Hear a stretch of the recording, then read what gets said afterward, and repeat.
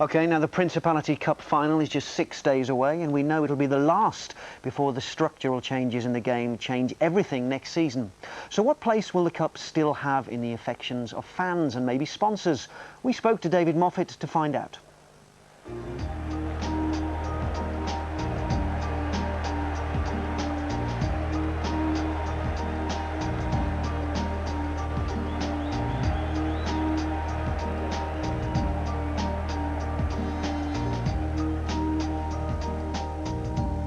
Where do you see the Principality Cup fitting in to the structure of next season? I think it's going to be really important for next year as well, because you're going to have Llanelli playing Llanharan or Bridgend playing Bedice, or one of those sort of matchups that I think people are going to be looking forward to seeing.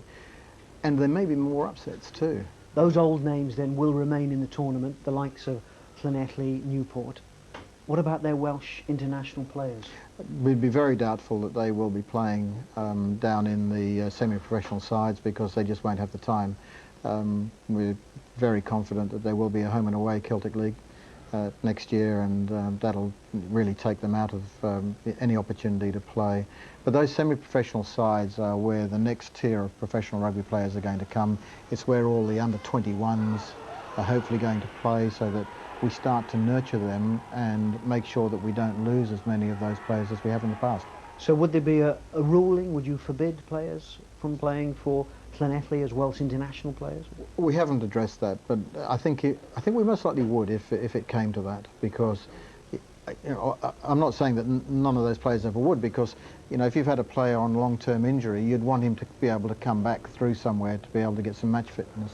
There'd be those odd occasions where that'll happen, but as a rule I couldn't see them being able to bolster a side for one game, for example, by using a professional player. I don't think that would be fair.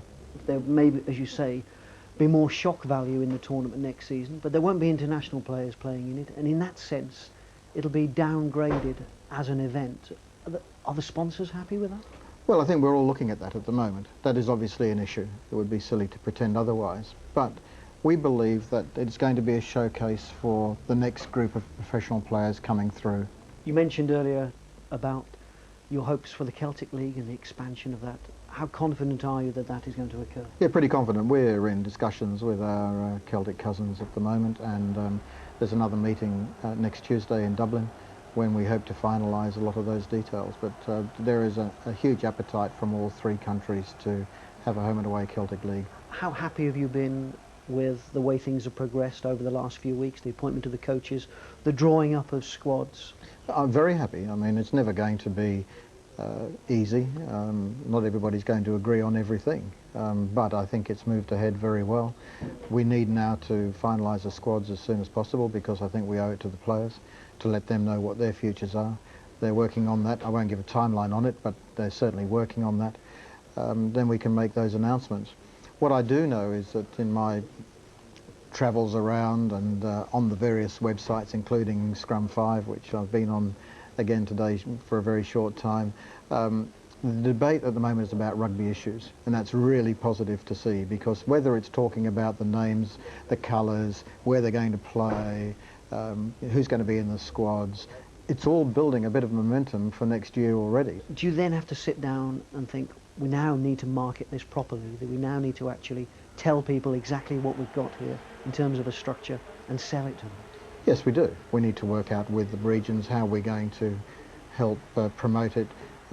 We need to get on the road. The regions need to get on the road and take the squads and take the concept around their regions, because we've got to get everybody to buy into this.